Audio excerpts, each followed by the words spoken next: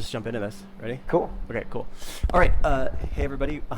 I'm here with Raj Choudhury, who is the inventor of the Synapse CC. And Raj and I go back about 4 years. Yeah, we met kind of pure chance. Yeah, it's pure chance. We met in an REI. I think. Yeah, that's right. Raj's wife is a professional tennis player. She actually beat Serena Williams. That right? is true. Yes. At Wimbledon. Yes, that's at right. Wimbledon. That's right. Pretty cool. Yeah. We met there, and originally I was talking to your wife about just chocolate chemistry. Yes, that's right. She's got a separate chocolate company. Right. What's the name of it? Altruist Chocolates. Altruist Chocolates. Yeah. Okay. Yeah. And somehow I don't remember how, but we got off. Our conversation led into what is probably what I believe. We wouldn't be talking if I didn't think this. Probably the greatest single exercise invention of the last 50 years. I think it is. I'm honored by that, and I'll take it. Yeah. And so I just want to tell you guys the story of this. So we met. You told me about this thing. It's called the Synapse CC. And I was like, yeah, right, dude. So we did what used to be called the Pepsi Challenge. Yeah. So we met up at a 24-hour fitness. That's right. And I'm coming in, and I'm like, dude, have you seen my card? I've been working out since I was an itch in my father's pants. And so long story short, Raj takes me through one set of 4 or 5 reps on the bicep curl. I was completely destroyed for the week. Well, you did do an amazing job of putting in the effort. That's also one of the challenges with this. You put in that effort, and if you do that the way that you did, it is quite a stimulus. Which we're going to do later. So later on, Raj is going to kick my ass. Okay. The next thing I did I think it was a lat pull. Yeah, but I think you did a lunge position row. So yes, it was a pulling movement. Row, yeah, that's exactly right. I did 4 reps, which destroyed me. Okay, so I was a believer, instant believer, because of the integrated interval, which is like part of the immunity code, which really people in the real world need a way to work out with almost no time. And I immediately saw the Synapse as a really big piece of the puzzle, where like literally in 1 minute, you could destroy a muscle group for the week. And so I wanted to just bring you on here and just have an in-depth chat about not just the Synapse, but some of the mechanics as we get into like exhausting the muscles and the aging of the muscles. And so Raj is probably one of the most knowledgeable people I think I've ever met on the nuances of muscle training, muscle contraction. Why don't you just maybe give everybody a little bit of your background here? Well, so my background is professional tennis. I coached on the professional tour for about 20 years, and early on in that process I decided that I wanted to basically take over the physical fitness for my athletes, because I just saw a disconnect between what they were doing in the gym with the teams that they had, which were all super nice people, but they just disconnect between that and their performance. So I thought, well, let me educate myself so I can do this, because I'm watching them play and coaching them. So I started doing that, and then towards the end of sort of 5 or 6 years ago, actually about more like 8 years ago, I started looking at a bunch of different studies and said, well, there's this thing called super maximal eccentric loading. And that's a big fancy term for the negative of the way that we move. So if I'm doing a bicep curl, this would be the negative. So the eccentric phase is the negative. And super maximal is meaning that we're going to overload that phase. That kind of training in the studies showed all kinds of benefits. You get longer muscle bellies, you get better connective tissue, you get higher neural drive, you're challenging your type 2B muscle fibers with your higher order muscle fibers, which tend to leave us as we get older. Oftentimes we don't ever even stimulate them ever. So you get all these benefits, but there's a downside. To be able to properly do super maximal eccentric loading, there's a catch. And the catch is that if I can lift 100 pounds, I could potentially lower under control maybe 150 to 170 pounds. So there's no logistical way to do that in the gym unless you've got a lot of spotters and a lot of weight. I couldn't justify putting my athletes in that kind of risk factor for the benefit, even if I wanted them. So I started looking for ways of how can I get at that benefit without putting them in danger. And that's kind of the beginnings of how the Synapse came into play. Okay, all right. So let's talk for a little bit here about just the nature of the muscles. Let's begin kind of with aging. So one of the things that I have written about, talk about, is that it's the fast twitch muscles that go as we age. And most of the focus in the world of fitness is really not so much on preserving the fast twitch muscles or finding ways to replete muscle stem cells. It's just on forms of training that actually are wearing the muscles out probably faster. So you have a pretty astounding knowledge in this area. So let's kind of talk about, first of all, aging and what begins to happen with the muscles as we age, and what really should we be thinking about?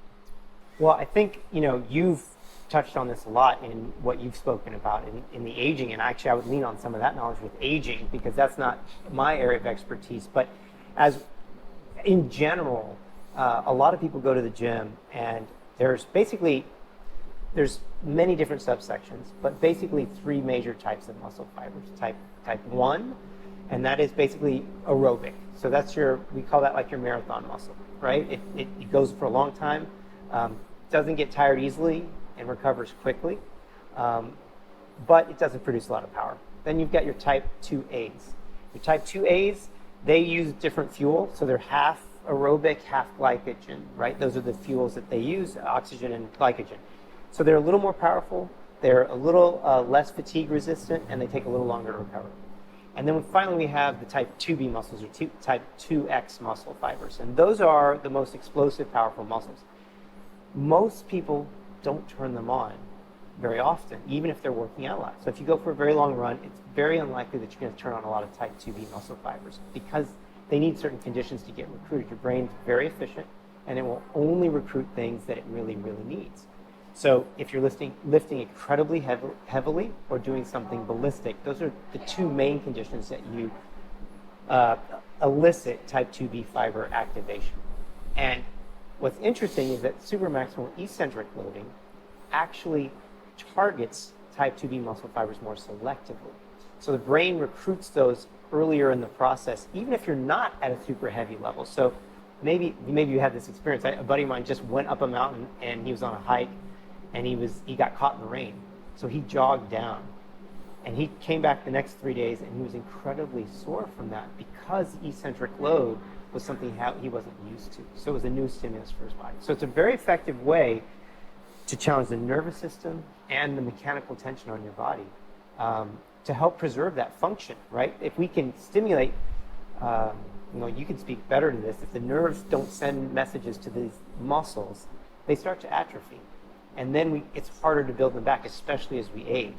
If we preserve that with stimulation, so the nerves feed those muscles, we end up hanging on to that muscle mass better. And that's a great predictor of health, which I'm sure you could speak to.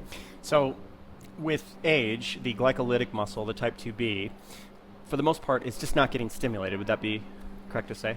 Yeah, for most people? I think quite frankly, most people are maybe touching that, but they're not fully stimulating that very often. Because it takes quite a stimulus for your body to say, I need to use these things. Mm-hmm. And even when we're using them in athletic endeavors, they're quick bursts, on and off, on and off, on and off. Mm-hmm. So being able to stimulate that for a really high load safely gives us the opportunity to hold on to that muscle and preserve it longer, and build it even, right? So we're all built with genetically a certain ratio of muscle fibers. So a world-class sprinter, they're going to have a lot of type 2B muscle fibers that the rest of us may not have. That's their gift, right? That's their genetic gift. And to some degree, we can fudge that ratio. But for the most part, there's a little bit that we can do with that. But the key is holding on to that muscle, right? Making sure that muscle, our bodies know that we want to hang on to that muscle, which is great about a lot of the stuff that you're doing, with a lot of that ballistic stuff that you're encouraging people to do, to preserve that function, whether it be a quick sprint or some of the ballistic moves that you've been advocating. So what are some of the limitations of classical training methods, protocols, modalities in being able to target these key fibers to aging well? What are some of the limitations that we run into? Well, so whenever we do resistance training, so one thing is we usually split cardio and weight training into two different buckets, right? We do our cardio and then we do our weight training. So the cardio really is, it does have some function. It's not, I'm not against it, but that's probably not going to get you the type 2B muscle fiber stimulation that you're looking for. The resistance training is where it's at, so that's where you hear, like, if you do want to change body composition, you don't have to be a bodybuilder to want to have a better body composition. That resistance training is really, really important. So the limitations that we run into with weights is that we're limited by lifting. So if I'm doing a bicep curl, I'm limited by the amount of weight that I can lift in the weakest portion of that movement. So whatever I can lift here is what I'm going to be able to lift for that. When I get here, I'm substantially stronger. When I get here, I start to get weaker as the muscles overlap. But I'm limited by that small amount of weight. So that's bad enough on the concentric, but on the eccentric, I'm 30 to 70% stronger. So that weight that now was challenging me at my weakest point on the concentric is now incredibly insufficient to stimulate that eccentric phase of movement. So that's why we set up reps and sets over time to get to enough level of fatigue to send the signal to our body that we need to keep muscle or add muscle. Now, what I found just absolutely paradigm altering about the Synapse was that it's entirely possible to do all of that in 4 reps. Like we don't need the sets.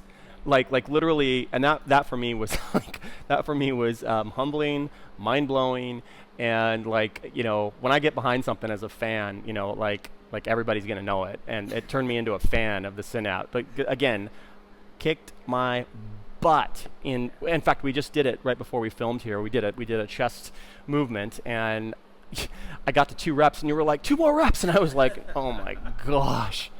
No, really? Yeah. Yeah. And so that's intimidating a little bit, but the cool thing about that is it's going to meet you where your ability level is at all times. So you're a super strong guy, you put in a lot of effort, and it matched your ability level. But it can be used as a rehab tool as well, so it's going to match whoever's got their ability level.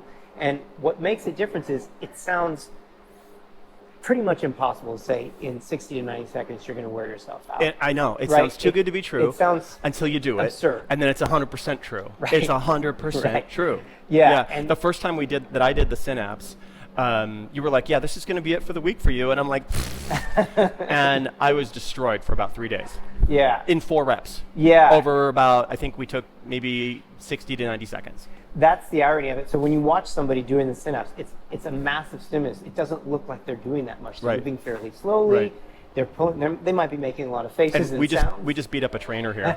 We had a random trainer, and we put him on a overhead press and just annihilated him. Yeah, and he did a good job, but he lasted about 40 or 50 seconds. Yeah, he got 2 reps in, and he was like, 2 more? Yeah, and so the beauty of that is that he's getting that massive load. He's systematically wearing down muscle fibers. So we talked about the different muscle fibers. So let's talk about this. Let's talk about the sort of systematic wearing down of muscle fibers. And because I think this is really important to grasp. This is something you really helped me understand, was that it's possible to 100% exhaust categories of muscle fibers sequentially just by blowing through their fuel sources if you can max out the amount of resistance. So why don't we talk Right. So basically, we talked about this earlier. If I lift up a feather, my brain's only going to recruit enough musculature that's required for that. So that would be my type 1 muscles, basically. If I put a 15-pound weight in my hand, my brain says, ooh, I need to start recruiting more muscle to lift that up. And then as I go up the scale, I'm going to end up recruiting my type 2B muscle fibers, right? So what we normally do is we continue to lift and hopefully wear out enough musculature that we kind of tip into the scales where our brain says we're out of resources, we need to get to those. The problem with the normal rep set scheme to get to that stage is that your type 1 muscles recover within seconds. So they basically start over on your next rep, right? So unless you're lifting extremely heavily, you're still shy of getting to those type 2B muscle fibers. What we do on the Synapse is we warm up for about 15 or 20 seconds, and that's it. And then we go full bore effort. So we're going max effort. Now your brain is recruiting. It's like, I'm failing here. I need to recruit everything I have. So it's recruiting all 3 tiers of muscle fibers. all at once. All at once, right? Yeah. Because if you're recruiting your type 2B muscle fibers, by definition, you're already recruiting the muscle fibers underneath it. So what happens is your type 2B muscle fibers have about 6 to 10 seconds worth of fuel when they're at full max effort. So they're going to last about 6 to 10 seconds, and then they're literally going to run out of fuel. Like your car runs out of gas, it doesn't go anymore. So those muscles now have lost their fuel source, and they just stop working. Literally, they run out of gas. So they're gone, but you still have your type 2As and your type 1s available. They're working, and they're trying their hardest, but the power drop occurs. Right. Another 30 or 40 seconds, you start, you're tapping into the glycogen stores in your cells. They're running out. Your type 2As start to fall out. Then you're left with just your type 1s, which don't produce a lot of power, and it feels like you can barely move the thing, and you start shaking. Right. And now you're fully expending those. Right. So what happens is over the next 42 hours to the next 5 to 7 days is you're sort of processing all those metabolites. There's cellular respiration is occurring to repair all that, not necessarily repair, but process all the metabolites that you've produced. Right. Yeah. Right. So that's happening for a long time, and your type 2B muscle fibers, if they truly are expended, take about 5 to 7 days to fully recover. That's where we come to that sort of once a week workout. If you do tap those out completely, they need 5 to 7 days to recover before you can really hit them again. Yeah, and I think the average person maybe watching this wouldn't believe it until they did it. I didn't believe it until I did it, and it's true. It really is true. It's pretty amazing. Which for me, again, where this really grabbed me was my experiences in the real world. So one of the things that's not well known in like the influencer industry is that most influencers have never had a real job, never ever worked in a real 9-to-5 job. And I came from that world, and it's hard to explain to someone who's never been in that world that no, you can literally get into a cycle where you have no time, because someone else commands your schedule, and there's so much pressure to perform. And so the ability to, in a minute, completely demolish a muscle group isn't just important, it's probably the most important thing. It really is, because if you could do that, there hasn't been a way to do that, but if you could do that, then what we see in the real world are these periods where people are in these seasons of having, a 9-to-5 gig, and they're just gaining weight, and it's because you're just, it's all or nothing, you're doing nothing, And so, yeah, the Synapse piqued my interest because it gives that ability to fit right in with the immunity code, the integrated interval, to just crush in a minute whatever you want to crush. Let's talk about another thing. One of the things we see with age are mobility-related issues, things in the hips or chronic injuries, things in the shoulders, things that are not so much, maximal performance, but more just, sort of quality of life issues or mobility issues or, things like that. So let's talk about those things. How does that fit in? So that's an interesting side benefit of eccentric loading, right? So when we do stretching, for instance, what we are doing most of the time with stretching, and I'm not fully against stretching, it's just maybe not as efficient as the eccentric loading. So when we do sort of a stretch and we're bending over, we're pulling on the origin and insertion of the muscle. And so we're getting that tug on both of those, but not a lot is happening because the fascial sheath is around the muscle. And the best analogy for that is, if you put a chicken breast in a bag and you pull on the Ziploc bag, the chicken breast doesn't get deformed at all, right? It doesn't get deformed.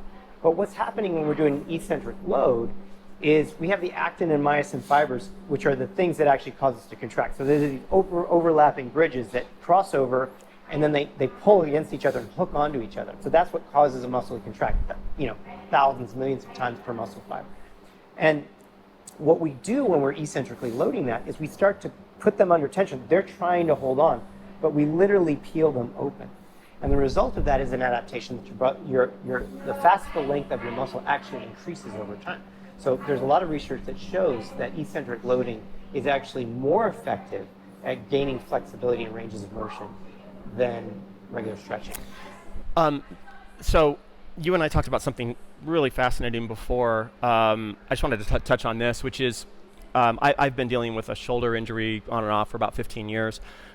Most guys who were into bodybuilding and bench pressing, just about everybody has neck, shoulder, knee, all the same. I don't have those. I just have the shoulder. But something really fascinating you were talking about is that I would call this ghost training or phantom training, where you can train one side and for whatever the reason, the other side will get trained. Let's talk about that for a second. So that's a phenomenon that nobody really understands fully yet, but Yeah. this cross-education concept. So let's say it's my right shoulder that's hurt. Right. The research shows that if I do lift with my left arm, there's a carryover of strength to some degree to my right arm. Now, And we don't know why. and well, I mean, there's theories, but nobody has the What are the answer yet. leading theories? So the theories are that it's a neural efficiency thing. Okay. Right? Your brain understands, like, in any time that you get stronger, one of the first places we get stronger is neural efficiency, right? Okay. We get strong, our nervous system understands the movement better.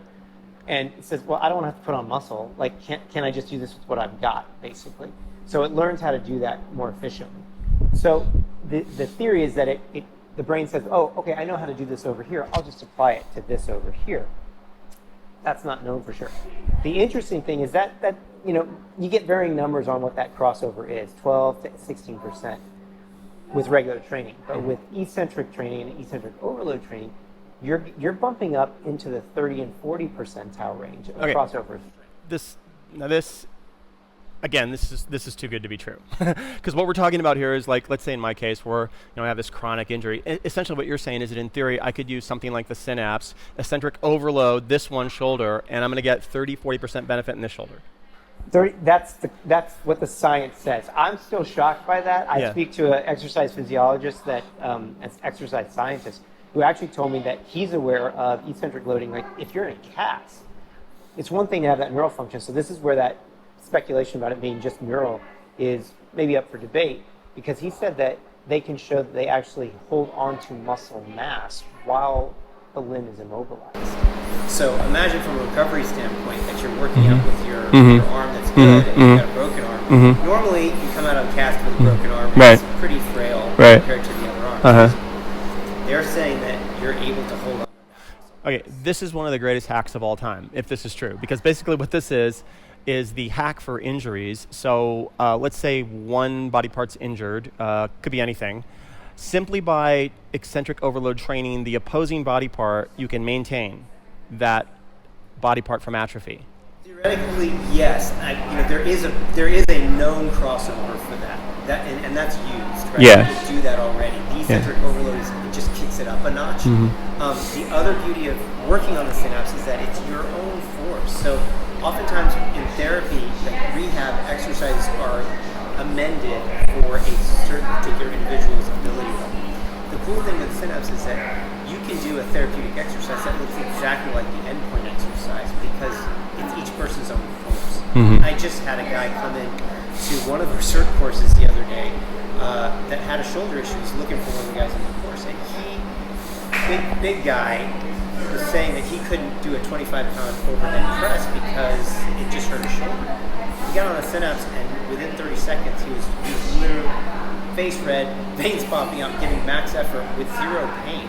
So from a rehab standpoint, he's able to give the stimulus to get the strength back in that joint without causing damage. So it's a really, there's a bunch of different ways to use that from that cross-education aspect. And also saying, well, even if I can only lift with 5 pounds worth of weight, I can still do that.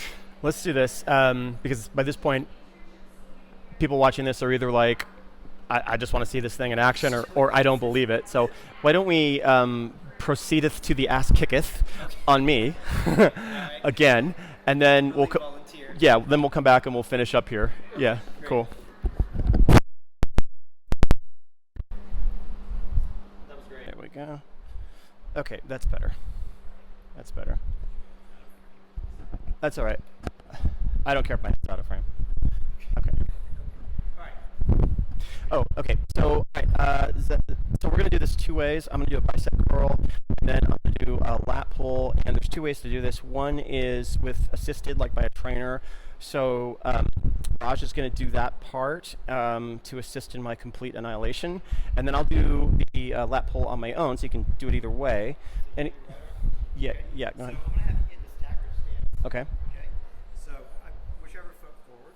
Okay. And you need to get the end of your concentric. So scoot forward just a little bit. Okay. Yeah. Great. Okay. So now, the difference with this piece of equipment is that you are always fighting with your effort. You do one warm-up rep,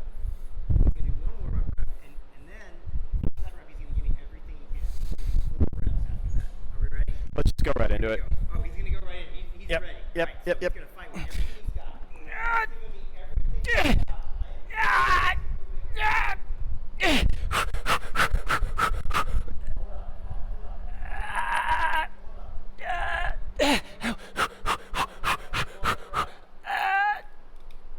all the way up.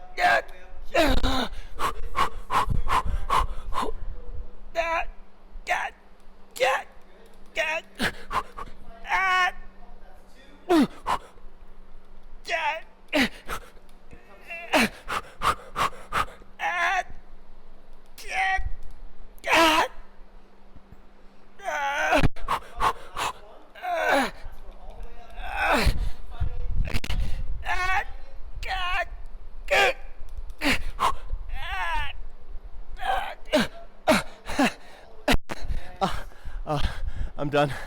That's that. Yeah, I'm done.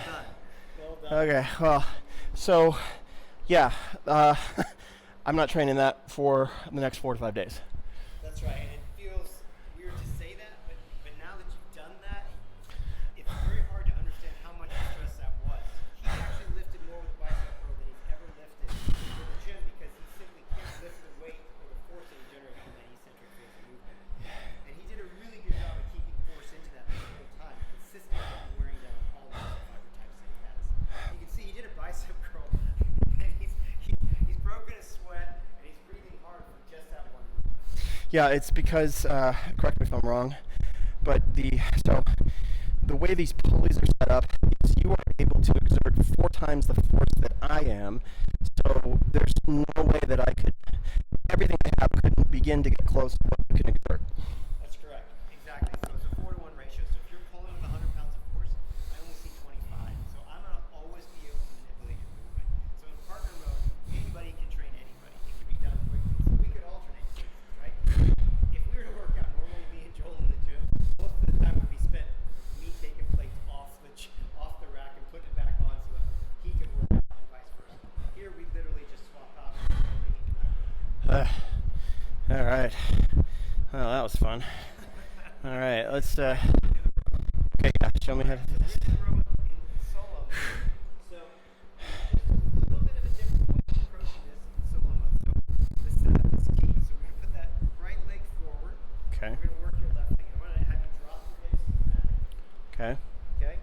Yeah, spread the stance out and drop your legs a little bit more. There you go. That's where I want you. Great. Okay, yeah. So, he's at the end of his concentric. Control strap's going to be there. So, now he's going to start generating force out of that front foot and pulling with that arm. And now he's going to pull that strap all the way behind him. And now he's eccentrically overloading himself. Nicely, right? So this is a huge load. He's driving out of that leg. Pull that all the way behind him. All the way behind him. Excellent job. Good. Good. Keep pulling. Keep pulling. Good. He's reversed now. He's mean to himself. Super slow. Super slow. Super slow. Keep going. Arm all the way extended. Good. Good. Now, this time when you do it, keep pulling back. Now I want you to slide your hips back as you're doing it. Good. Slide them back. Drive out of that front leg and slide them back. Push that arm all the way behind you. Super job. Super job. Good. Good. Good. Super job. 2 reps. Keep going super slow. Good. He's got 1 more left. Come on. Fight it. Fight it. Fight it.